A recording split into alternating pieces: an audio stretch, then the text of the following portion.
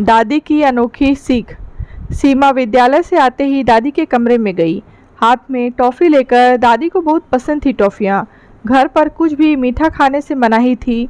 बीमारी की वजह से दादी अक्सर कहती सीमा से, तेरे दादाजी रोज़ ऑफिस से आते समय मेरे लिए टॉफ़ियाँ, चॉकलेट या कुछ मिठाई ज़रूर लेकर आते थे।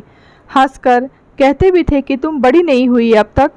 अब देख, मुझे शुगर की बीमारी से मेरा मीठा खाना ही बंद करवा दिया।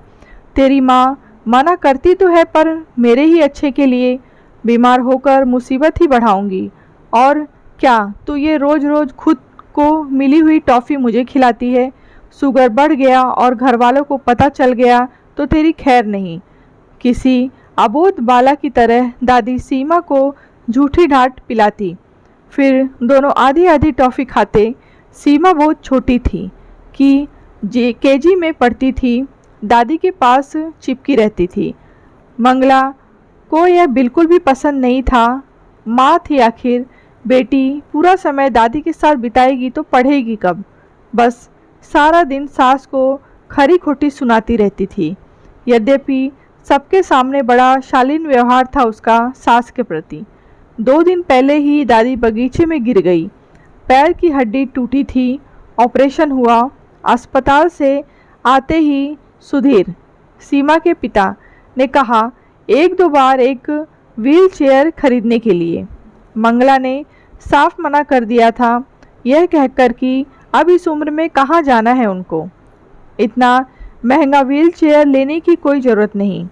जब घर पर मंगला अकेली होती, सास को सारा दिन खरी खोटी सुनाती रहती।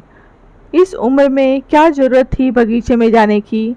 अब बिस्तर पर तो पड़ी रहेंगी, आप और मुझे ही सेवा करनी पड़ेगी।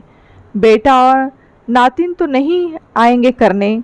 सीमा ने अक्सर सुनी थी घर में घुसते ही अपनी माँ की बातें।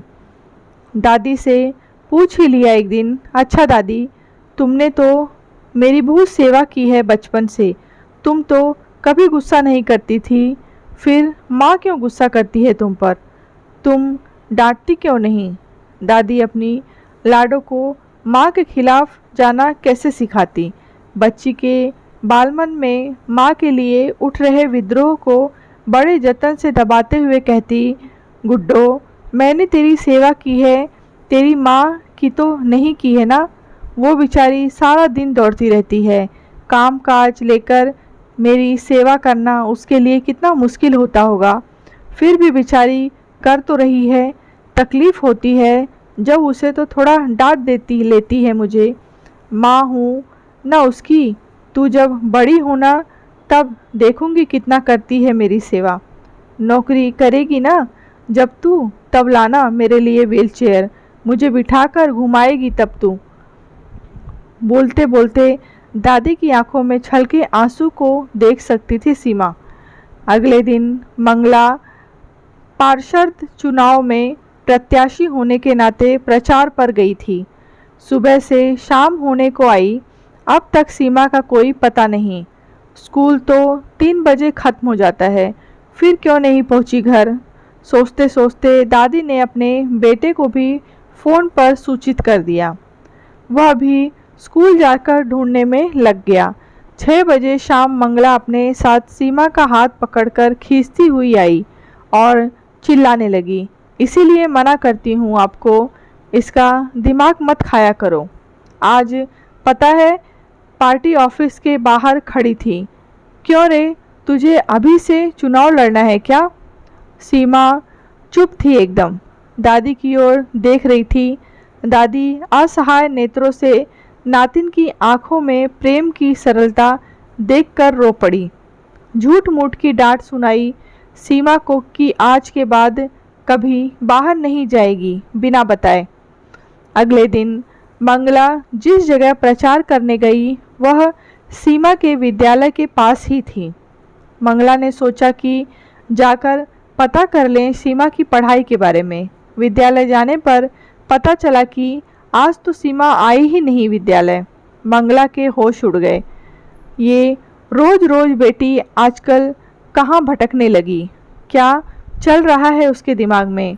कोई उसे भड़का तो नहीं रहा है मेरे खिलाफ?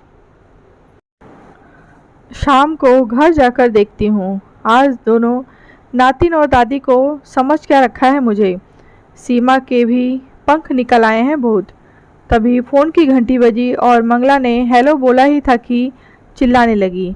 क्या कह रहे हैं सर, मेरी बेटी ऐसा कभी नहीं करेगी। आप यकीन मानिए सीमा ऐसी लड़की है ही नहीं।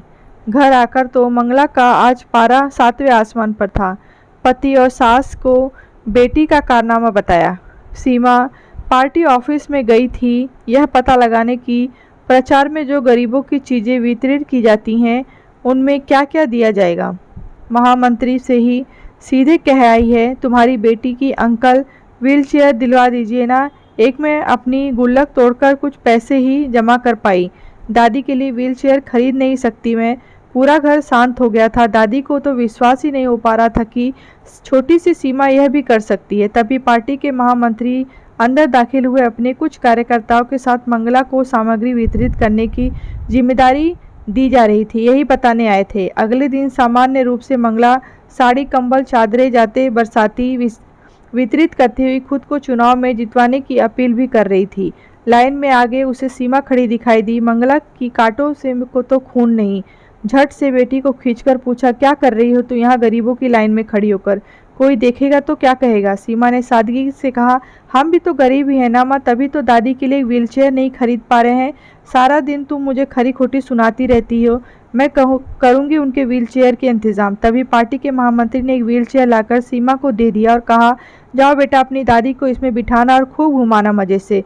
फिर मंगला की ओर देखते बोले आपकी छवि बाहर जितनी अच्छी है घर के अंदर उतनी ही बुरी। आपको सीखना चाहिए अपनी बेटी से। मैं मजबूर हूँ कि उसे पार्टी में शामिल नहीं कर सकता। अभी मंगला को अपनी खरी खोटी का प्रसाद मिल चुका था। उसकी खुद की बेटी ने अनोखा सबक सिखा दिया कि उसे मंगला आज पहली बार शर्मिंदा हुई स्वयं से।